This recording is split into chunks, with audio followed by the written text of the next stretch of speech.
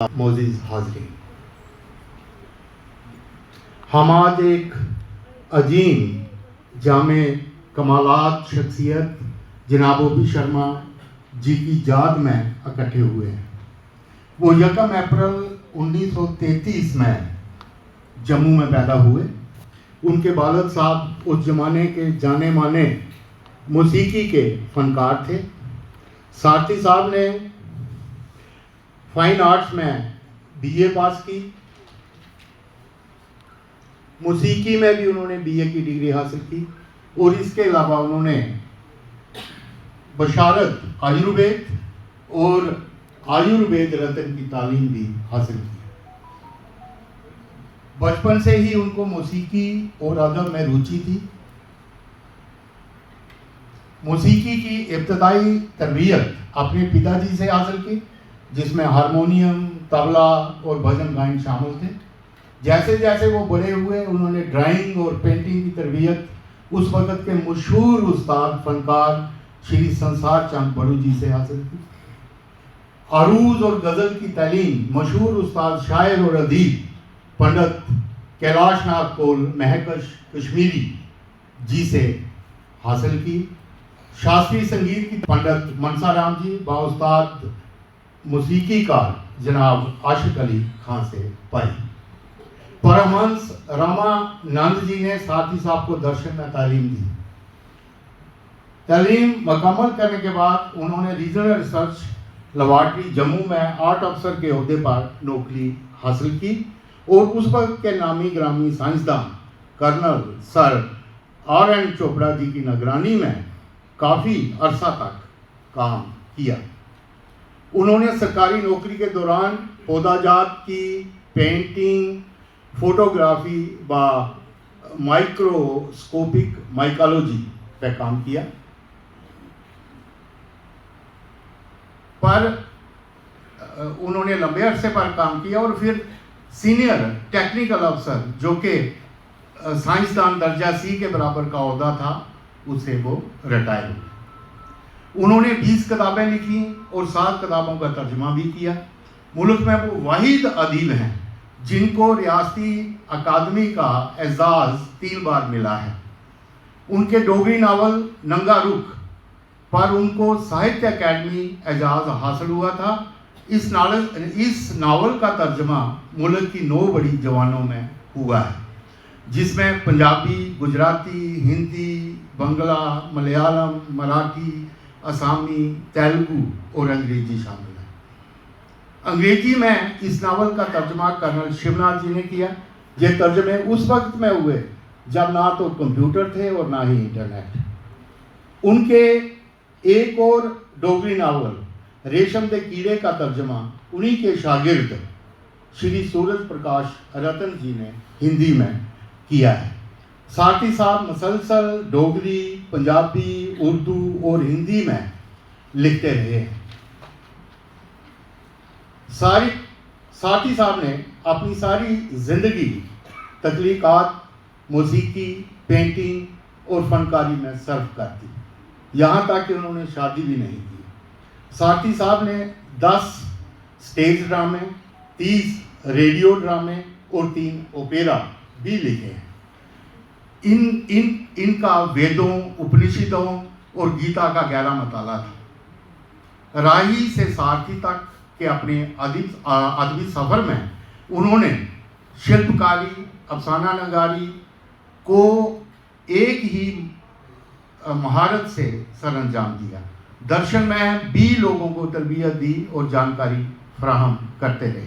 उनके लिखने की हद डोगरी से हिंदी और उर्दू से पंजाबी तक थी। उन्होंने नज़म भी लिखी, गज़ल भी, गीत भी, भजन भी, अफसाने और नावल भी लिखे। मौसीकी में वो हारमोनियम, तबला और सितार भी बजाते थे। गायकी में उनको सभी रागों पर अबूर हासिल था। ठुमरी भी गाते थे, भजन और गीत भी। वाटर कलर, ऑयल कलर में भी पेंट करते थे। पोर्ट्रेट पर महारत हासिल थी और स्केच ड्राइंग पर भी, और इसके अलावा इलेक्ट्रॉनिक गैजेट्स में भी कारीगरी थी। दर्शन और अध्यात्म पर पुख्ता पकड़ थी। फोटोग्राफी उनका पैशन था। फलसफे पर अच्छे वक्ता थे। आयुर्वेद और योगा का पूरा इल्म था। ऐसी शख्सियतें अक्सर कम ही पैदा होती हैं जो समाज पर एक गहरा असर छोड़कर रुखसत हो जाती है। अगर वो बंगाल या महाराष्ट्र जैसी रियासत में पैदा हुए होते तो शायद वहाँ के वज़ीर आला व गवर्नर साल में 3-4 बार उनको उनके घर में मिलने के लिए आते और उनकी अदबी सलाहियतों का समाज के लिए पूरा योगदान और तावन हासिल करते। साथी साहब के साथ मैं अपना एक वाक़या मैं साझा करना चाहूँगा। 1993 में महकमा जंगलात ने फैसला किया कि माहौलियाती गीतों पर एक कैसेट बनवानी है। मुझे कहा गया, मैंने कुछ गीत उसके लिखे 5 और 2 गीत रमेश राय जी जहाँ बैठे हैं इन्होंने लिखे माहौलियात पर, और हमने ये फैसला किया कि 3 गीत साथी साहब से लेंगे। मैं और मेरा दोस्त एक दिन उनके घर चले गए। वो कमरे में बैठे थे, एक टेलीविज़न का पुर्जा वहाँ बिखरा हुआ था, उसको जोड़ रहे थे। तो हमने आदाब किया तो उन्होंने बैठने को कहा, हम भी वहीं नीचे बैठ गए। तो कहने लगे, ललित जी आप कैसे आना हुआ आपका?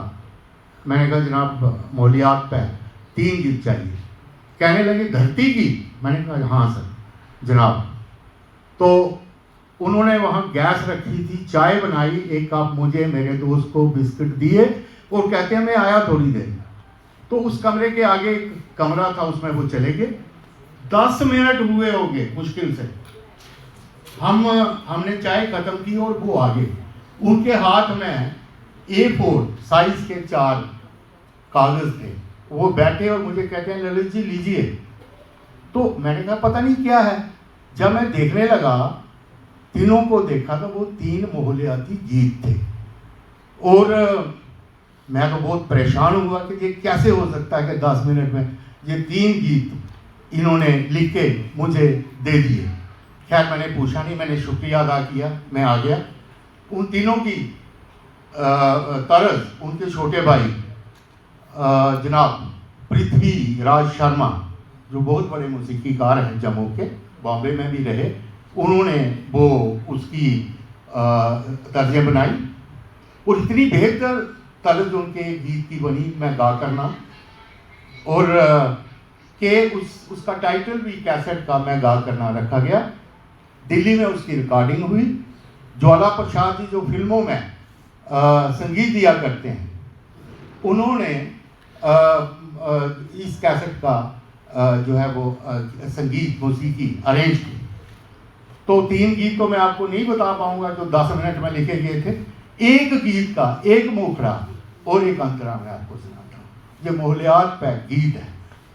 मैं गा करना डोगरी में, मैं गा करना मैं सबने की सना करना, मेरा होना के जादू है, मेरा होना के करिश्मा है, मेरे करिए के दरिया है, मेरे करिए के चश्मा है, सबने दी तेरे चकाने तय, मैं बनी है नारू बगा करना, मैं गा करना।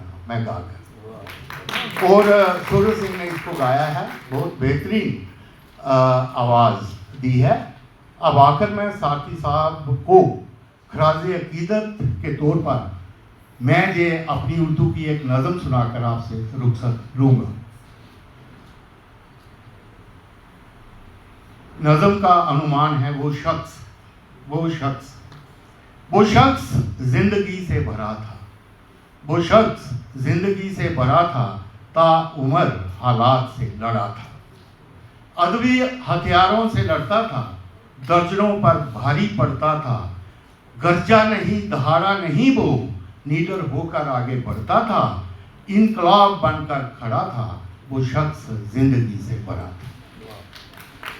रास्ता था सच्चाई ईमानदारी का, हुनर था उसमें सरदारी का, लाना चाहता था राम राज वो, मुजस्मा था वफादारी का, खुददारी के रथ पर खड़ा था, खुददारी के रथ पर खड़ा था, वो शख्स जिंदगी से भरा था। मुफलिसों के लिए बहुत दर्द था, मजलूमों का बड़ा हमदर्द था। देख नहीं सकता था वो आंसू, हमदर्दी भरा वो मर्द था। अपने आकार से बहुत बड़ा था, वो शख्स जिंदगी से भरा था। अदबी ताकत का इनकलाब था, इल्म व फन का आफताब था। लाना चाहता था दौरे खुशहाली, सिर फिरों का भी एहतसाब था। अपने दम पर ही वो खड़ा था, वो शख्स जिंदगी से भरा था। लय ताल था उसके फन में, लय ताल था उसके फन में। रब देखता था कन कन में, हर हुनर उसमें समाया था। राम राम जपता था मन में, अंदर की ताकत संग लड़ा था। वो शख्स जिंदगी से भरा था। गुमनामी में महजूर हो गया, गुमनामी में महजूर हो गया। कई दिलों का नूर हो गया, चिरागा किए दिल उसने, सादगी में हजूर हो गया। आम आदमी को मानता बड़ा था, वो शख्स जिंदगी से भरा था। चित्रकला में वो माहिर था, दरवेश था एक ताहिर था। संगीत को बहुत सादा उसने, गजल का उस्ताद शायर था। अफसाना नगार भी पढ़ा था, वो शख्स जिंदगी से भरा था। और आखिरी बंद है, अदीबों का वो अदीब था, सारथी सबका हबीब था। मसवरी में अरूज ढूंढता था, वो रब के बहुत करीब था। तख्लीकाती नगों में जड़ा था, वो शख्स जिंदगी से भरा था। तख्लीकाती नगों में जड़ा था, वो शख्स जिंदगी से भरा था। ताउम्र हालात से लड़ा था, वो शख्स जिंदगी से भरा था। शुक्रिया, जय हिंद।